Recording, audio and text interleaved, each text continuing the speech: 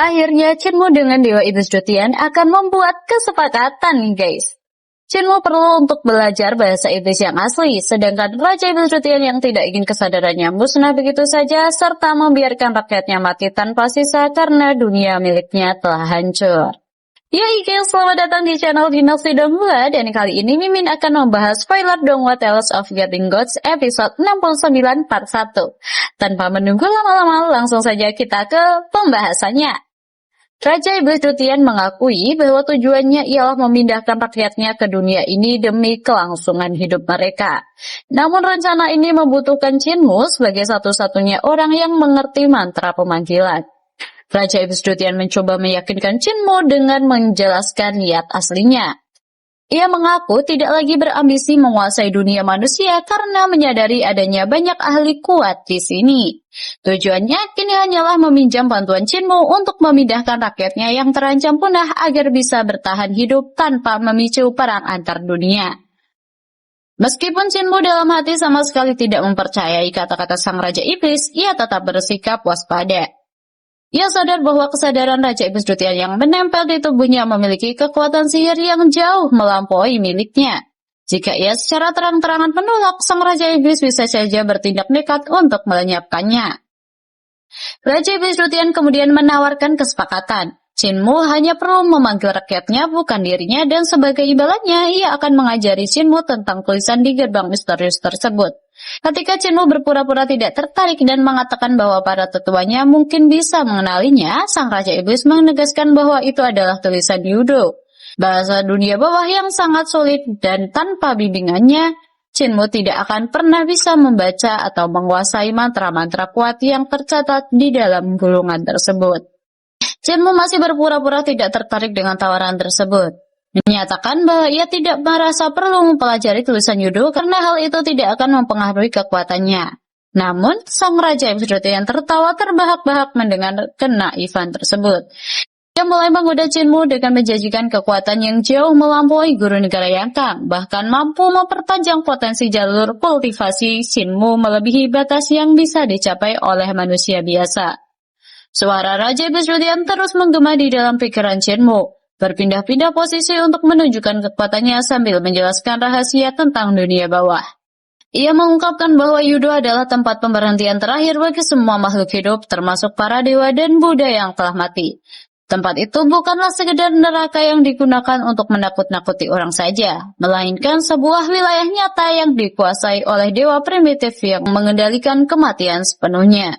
Penjelasan tersebut semakin mendalam saat sang Raja Iblis menekankan bahwa Yudo jauh lebih kejam dan mengerikan daripada bayangan neraka manapun yang pernah didengar manusia. Dengan menguasai bahasa Yudo, Shenmue secara tidak langsung akan mempelajari rahasia dari kekuatan kematian yang tak tertandingi. Meskipun Shenmue terlihat tenang di luar, pengungkapan mengenai keberadaan Yudo dan hubungan antara gerbang transformasinya dengan dunia kematian tersebut mulai menggoyahkan keraguannya. Raja Iblis Dutian terus menggoda Shenmue dengan menyatakan bahwa penguasaan terhadap mantra dan bahasa Yudo adalah tangga yang nyata untuk mencapai tingkat kedewaan karena kemampuannya dalam memperkuat jiwa secara ekstrim. Shenmue yang mulai merasa sangat tertarik namun tetap waspada, menantang sang Raja Iblis untuk memberikan bukti nyata berupa satu contoh mantra agar ia bisa mempercayai perkataannya. Dengan nada mengajak, Raja Iblis Dutian menyebutkan tentang mantra panduan jiwa yang seketika membuat Shenmue tertegun. Sang Raja Iblis menjelaskan bahwa mantra panduan jiwa yang dikenal manusia selama ini hanyalah versi cacat atau perbaikan kasar yang diterjemahkan ke dalam bahasa manusia. Kekuatannya jauh di bawah mantra Yudo yang asli karena rune atau simbol sihir di dunia manusia hanyalah penyederhanaan dari struktur kata-kata Yudo yang jauh lebih sempurna. Hal ini membuat Shenmue menyadari bahwa gulungan misterius di tangan transformasi Saturnus miliknya kemungkinan besar beri pengetahuan murni dari dunia bawah tersebut. Pikiran Shenmue pun melayang pada ingatannya saat melihat penganut sekte 9 spektrum menggunakan paduan jiwa di Sungai Surging, di mana nyanyian aneh mereka mampu memanggil kabut hitam dan membuka gerbang kegelapan yang mengerikan. Ia menyimpulkan bahwa meskipun sebagian besar perkataan Raja Iblis Dutian mungkin adalah tipu muslihat, namun bagi mengenai kekuatan bahasa yang harus diucapkan tersebut mengandung kebenaran yang nyata berdasarkan fenomena yang pernah ia saksikan sendiri. Rasa penasaran Shinmu semakin dalam hingga ia teringat pada sosok misterius yang pernah ia temui di tepi sungai pada malam hari. Ia pun bertanya kepada Raja Iblis Dutian mengenai identitas pembawa maut yang bertugas membimbing arwah orang mati. Shinmu ingin memastikan apakah sosok legendaris yang ditakuti tersebut memiliki kaitan langsung dengan struktur kekuasaan di Yudo yang baru saja dijelaskan oleh Sang Raja Iblis. Raja Iblis Dutian menjelaskan bahwa sosok pembawa maut hanyalah dewa utusan tingkat terendah di bawah perintah Kaisaran Tubo yang bertugas menjaga ketertiban aliran jiwa. Setelah memberikan penjelasan singkat tersebut, ia kembali mendesak Shinmu untuk segera memutuskan apakah ingin mempelajari bahasa Yudo atau tidak. Dengan wajah yang berpura-pura polos, Shinmu langsung menyatakan kesediaannya dan meminta Sang Raja Iblis untuk mengajarinya saat itu juga. Namun, Sang Raja Iblis Dutian menolak dan memberikan syarat agar Shinmu terlebih dahulu melakukan ritual pemanggilan untuk mendatangkan rakyatnya ke dunia ini. Shinmu yang waspada tidak ingin terjebak. Ia mengusulkan agar Raja Iblis Dutian pindah ke dalam sebuah mekanisme kayu sehingga Sang Raja Iblis bisa melakukan pemanggilan sendiri sementara ia belajar. Tawaran ini segera ditolak mentah-mentah oleh Sang Raja Iblis Dutian karena ia tahu bahwa Shinmu pasti akan langsung memanggil para tetua desa untuk menghancurkan mekanisme tersebut begitu ia meninggalkan tubuh Shinmu. Ketegangan meningkat saat Shinmu balik mencibir rencana Sang Raja Iblis. Ia mengingatkan bahwa pada pemanggilan sebelumnya, Raja Iblis Dutian sama sekali tidak mempedulikan keselamatannya. Shinmu khawatir jika rakyat iblis itu datang, mereka akan langsung membunuhnya, membuat jiwanya terseret ke Yudo sementara Sang Raja Iblis mendapatkan kebebasan. Keduanya sempat terdiam dalam adu taktik mental karena masing-masing pihak tidak memiliki kepercayaan terhadap satu sama lain. Untuk memecahkan kebuntuan tersebut, Sang Raja Iblis Dutian akhirnya mengajukan sumpah aliansi. Ia menantang Shinmu untuk mengikat janji di mana jika salah satu dari mereka berkhianat, entah Shinmu menolak memanggil rakyat iblis atau Sang Raja Iblis menolak mengajarinya bahasa Yudo, maka jiwa si pengkhianat akan langsung diambil oleh Kaisar Tubo. Sumpah yang melibatkan penguasa tertinggi Yudo ini merupakan taruhan nyawa yang sangat berat bagi keduanya. Shinmu menyetujui tawaran sumpah tersebut, namun ia memberikan peringatan keras agar Raja Iblis Dutian tidak mencoba menyisipkan tipu muslihat dalam bahasa iblis. Meskipun Shinmu sebenarnya hanya memahami separuh dari bahasa tersebut, ia bersikap sangat tenang dan waspada agar rahasianya tidak terbongkar. Dalam pikirannya, ia berusaha keras mencerna setiap kata yang diucapkan Sang Raja Iblis demi memastikan keadilan perjanjian tersebut. Saat Raja Iblis Dutian mulai membacakan sumpah, sebuah gerbang penampakan setengah gerbang Yudo muncul di dalam kesadaran Shinmu sebagai tanda bahwa kontrak mulai terbentuk. Ketika giliran Shinmu untuk menyambut sumpah tersebut, ia sengaja melambat untuk menganalisis sisa kata yang tidak ia pahami. Sang Raja Iblis yang tidak sabar mencoba mendesaknya dengan alasan gerbang tersebut akan segera menghilang. Namun, Shinmu dengan tajam langsung menuduhnya mencoba menipu dan menolak melanjutkan sumpah tersebut. Tuduhan Shinmu ternyata tepat karena Raja Iblis Dutian hanya tersenyum licik sambil mengakui bahwa Shinmu memang memiliki pemahaman tentang bahasa iblis yang lebih baik dari dugaannya. Penampakan gerbang itu pun hancur dan Sang Raja Iblis kembali mengulangi sumpah dengan versi yang lebih jujur. Pada percobaan kedua ini, Shinmu berhasil memahami sebagian besar maknanya meskipun masih ada beberapa istilah teknis yang harus ia pelajari dengan sangat hati-hati. Setelah beberapa kali mencoba dan menggagalkan tipu daya Sang Raja Iblis Dutian akhirnya menunjukkan rasa hormat terhadap kecerdikan Shinmu. Ia kembali membubarkan gerbang tersebut dan mengulang sumpah menggunakan bahasa iblis yang murni tanpa jebakan. Shinmu tiba-tiba mengubah taktik dengan mengusulkan agar sumpah mereka dilakukan menggunakan bahasa manusia saja. Mendengar hal ini, Sang Raja Iblis Dutian sempat terdiam sebelum akhirnya memaki Shinmu karena kecerdikannya yang setara dengan iblis. Sang Raja Iblis menyadari bahwa Shinmu sebenarnya sedang memanfaatkan momen ini untuk mencari ilmu dan mempelajari bahasa iblis secara gratis darinya. Strategi Shinmu memang sangat rapi. Ia menggunakan metode pemecahan kode untuk memahami bahasa iblis. Meskipun awalnya ia hanya memiliki pengetahuan dasar dari pertemuannya dengan Dewa Iblis di masa lalu, ia mampu menebak arti kata-kata yang sulit dipahami dengan membandingkan pola kalimat yang diucapkan Sang Raja Iblis secara berulang-ulang dalam 3 kali. 3 kali ini ia temukan dalam percobaan sumpah sebelumnya. Setiap kali Raja Iblis Dutian mengucapkan sumpah dengan kata-kata yang murni dan penuh kekuatan, Jinmu merekamnya dengan cermat di dalam ingatan. Baginya, bahasa para dewa dan iblis bukan sekedar alat komunikasi, melainkan sumber kekuatan yang dahsyat. Dengan meminta versi bahasa manusia, Jinmu bermaksud melakukan verifikasi silang untuk memastikan arti setiap kosakata iblis yang baru saja ia curi dari sang Raja Iblis. Kini posisi Jinmu semakin menguntungkan. Ia tidak hanya berhasil menghindari jebakan kontrak yang merugikan, tetapi juga berhasil memperdalam penguasaan bahasa iblisnya ke tingkat yang luar biasa dalam waktu singkat. Dengan pemahaman yang lebih utuh, ia kini siap untuk benar-benar mengikat sumpah tersebut tanpa takut ditipu lagi oleh kelicikan Raja Iblis Dutian. Jinmu tetap bersikap waspada meski ia sudah mulai memahami pola bahasa iblis. Baginya, keamanan tetap yang utama, sehingga ia tetap bersikeras agar Raja Iblis Dutian menggunakan bahasa manusia dalam sumpah tersebut. Dengan cara ini, ia bisa memastikan setiap detail perjanjian tanpa celah bagi sang Raja Iblis untuk menyelipkan jebakan kata-kata yang bisa mencelakainya di kemudian hari. Raja Iblis Dutian merasa sangat terpojok karena ia menyadari Jinmu sedang memeras ilmunya. Namun ia tidak punya pilihan lain. Sebagai entitas yang hanya berupa kesadaran dan energi sihir, ia tidak bisa membunuh Jinmu tanpa menghancurkan dirinya sendiri. Dengan terpaksa sang Raja Iblis akhirnya menyanggupi dan mulai merapalkan sumpah yang memanggil nama Kaisar Tubuh untuk menarik perhatian penguasa Yudo tersebut.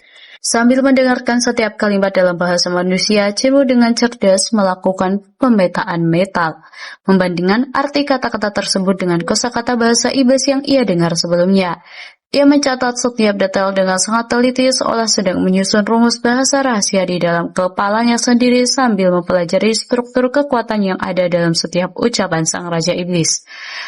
Keheningan seketika pecah ketika sebuah energi raksasa yang sangat kuno dan dingin merembes masuk dari kedalaman ruang dimensi yang tak terjangkau.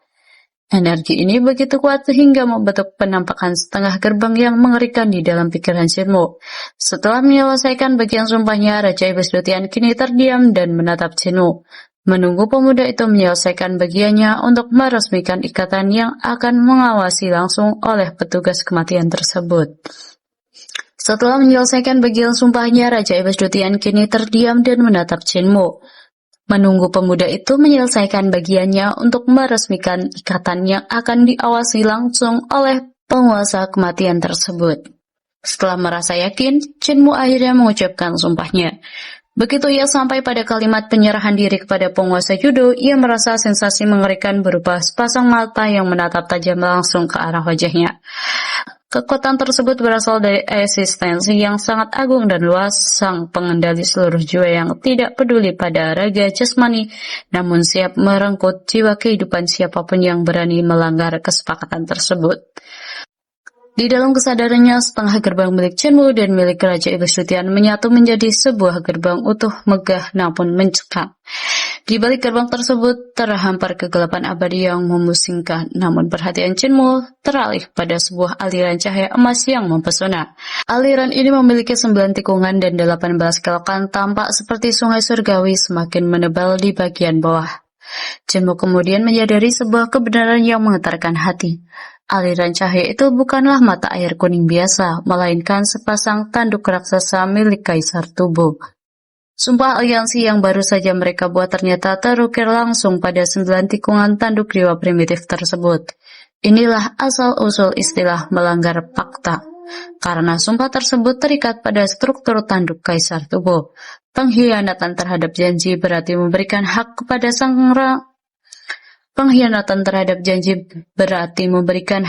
sang penguasa kematian untuk menarik jiwa si pelanggar ke Yudo.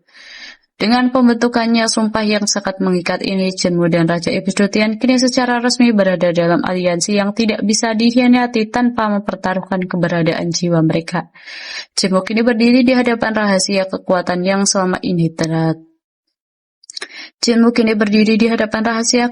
yang selama ini tersembunyi, siap untuk memulai pelajaran pertamanya mengenai bahasa yang mengendalikan hukum kehidupan dan kematian. Begitu sumpah aliansi selesai dan gerbang gaib tertutup, Raja Iblis Dutian tiba-tiba meledak dan tawa kemenangannya yang mengejek. Dengan nada licik ia mengungkapkan bahwa ia telah menjebak Jinmu, karena yang mengikat sumpah hanyalah secercah kesadarannya dan bukan tubuh aslinya. Ia tidak takut jiwanya diambil oleh kaisar tubuh jika ia berkhianat. Sang Raja Iblis dengan terang-terangan menyatakan tidak akan mengajari Chinwoo bahasa judo karena baginya kehilangan sepotong kesadaran bukanlah masalah besar baginya, asalkan Chinwoo tetap terikat untuk melayaninya. Chinwoo sempat tertegun sejenak menghadapi kelicikan tersebut, namun ia segera mendapatkan kembali ketenangannya. Ia bergumam teringat nasihat kakek pincang untuk selalu tersenyum sambil memegang pisau di belakang punggung. Tenang, Chinwoo membalas gertakan tersebut dengan ancaman yang tak kalah kejam. Ia akan tetap memanggil rakyat iblis itu sesuai sumpah, namun ia akan membantai mereka gelombang demi gelombang segera setelah mereka muncul. Karena sumpah hanyalah mengharuskan pemanggilan dan bukan perlindungan. Chinwoo tidak akan dianggap melanggar fakta tersebut. Menyadari bahwa mereka berdua sama-sama licik dan hanya akan saling merugikan jika terus begini, sang Raja Iblis Joseon akhirnya menyerah dan mengajukan pilihan kedua yang lebih praktis. Ia bersedia keluar dari tubuh Chinwoo dan pindah ke dalam sebuah mekanisme patung dewa.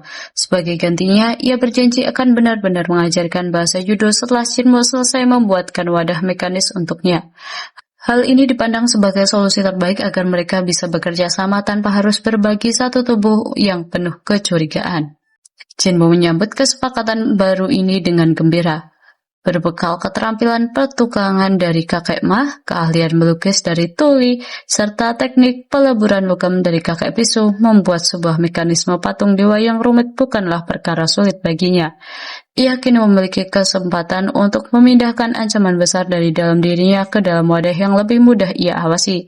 Sambil tetap mengincar pengetahuan terlarang dari judo, Chinwoo nyaris saja terjatuh ke dalam lubang kehancuran saat sebelum ia mulai mengajarkan mekanisme patung dewa tersebut. Ia tiba-tiba menyadari sebuah celah mematikan dalam sumpah aliansi mereka. Jika ia terlalu fokus membangun wadah baru dan menerima pelajaran bahasa judo tanpa melakukan ritual pemanggilan terlebih dahulu, maka secara teknis ia telah melanggar urutan janji dalam fakta tersebut. Kelalaian kecil ini bisa berakibat fatal, di mana kaisar tubuh akan langsung turun untuk merenggut jiwanya karena dianggap mengulur-ngulur kewajiban utamanya.